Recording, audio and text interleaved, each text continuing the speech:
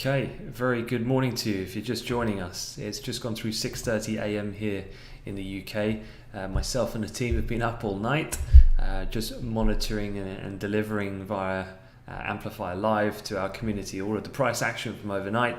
Had some really good moves, and just wanted to give you really a summary of what the current state of play is.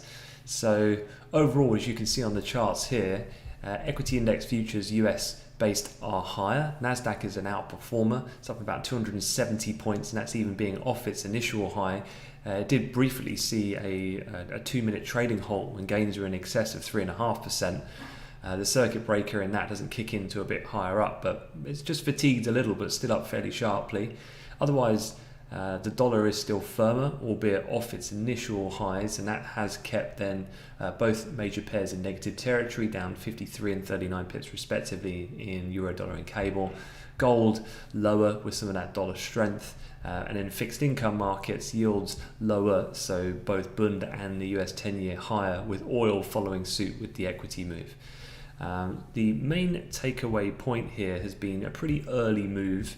The initial momentum that we saw in a lot of this asset class movement came pretty early on, and so just kind of reverse engineering it, this is the current state of play of around 6:30 London time, and at the moment Joe Biden is just a touch ahead by 211, but I wouldn't really focus on these total figures. That would be inappropriate, because what really matters is what are the individual areas here. They're going to be the ones that are particularly key. Now, the white states are the swing states or the battlegrounds. These are the really hotly contested ones, and the ones that really are the deal breaker of who will win this presidential election. Now, importantly, one of the first ones that came out was Florida. Now, there was a little bit of apprehension in the air early on about who would win Florida, and that if Biden could capture Florida as one of the first big critical swing states to report, then really it would be a big ask for Trump to win it from that point onwards. And Florida was one of the very early ones to come out just after midnight. And in fact, this is what Florida looked like in particular. And I was going to show you a breakdown, which was, here, this is the state of Florida. But this is looking at Florida on a county level. And so every individual county starts reporting results in its different districts and so on. And the particular important one that came out that really moved the market was Miami-Dade County. That's the most populous one. It includes the city of Miami, for example. It did vote quite heavily for Democrats, but in terms of comparative to 2016, when Clinton won that same specific area, the lead for the Democrats had decreased by around 10%. So when you then start looking at the rest of the state, which is predominantly Republican, and the lack of as much following in that area, that was quite a key signal for markets. We saw quite a big move on the back of that initially.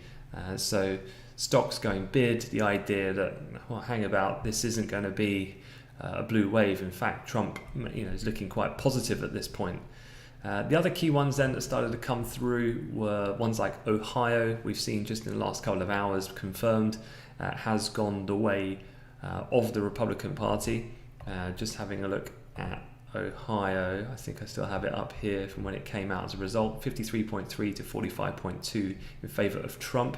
I think it goes back to the mid-1960s or so that every presidential win has come by way of securing every single time Ohio. So Ohio equals then normally the outcome, the person goes on to become the president. So it's a bit of a bellwether in that sense. It's also quite large in terms of its electoral college representation. Then the other big one people were waiting for was Texas. It was looking very tight early on. We've had now 94% of the vote in, so it's pretty much done that it's Trump. He's been declared the winner.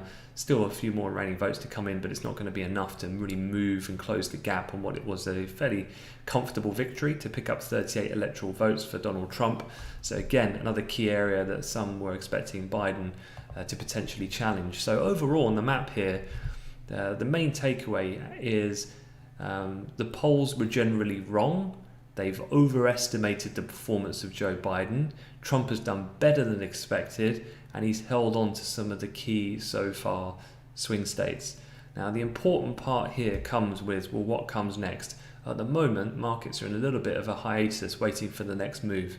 And that's because really when you start working out the mathematics, the really key areas, the ones that really count, are all pretty much remaining swing states. Now, of particular focus, as we've discussed before, is Pennsylvania, Michigan, and Wisconsin. And what we've heard from various different talking heads overnight is that between those threes, there could be delayed between getting final, more definitive results when the US starts to come in a few hours' time, so London time this afternoon, and then in the evening, and some even the following evening tomorrow. And so if it goes by way of means where this race to the magic number of 270 is literally neck and neck, and it comes down to then the final few states, it's going to be really important, and markets might well get a little bit nervous, and generally that plays out quite negatively in terms of the uncertainty that would bring. Also as well, don't forget then that generally the closer run it is, if it is very fine margins, then this is what markets were kind of wanting to avoid, which was markets have reacted better, more positively, in the sense of when there's been more potential for a direct, more clinical outcome.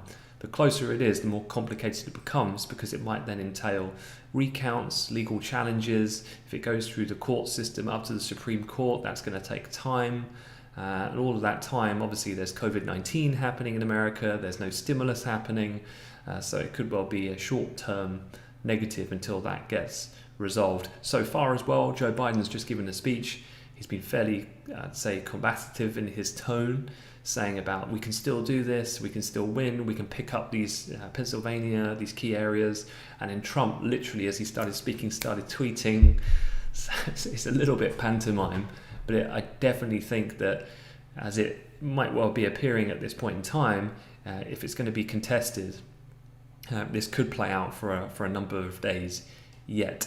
So that in itself could well start to seep into some negative price movement of what otherwise has been fairly positive price movement overnight, because markets don't like uncertainty. So that's generally what I'll be looking out for the session ahead. That's the latest status quo.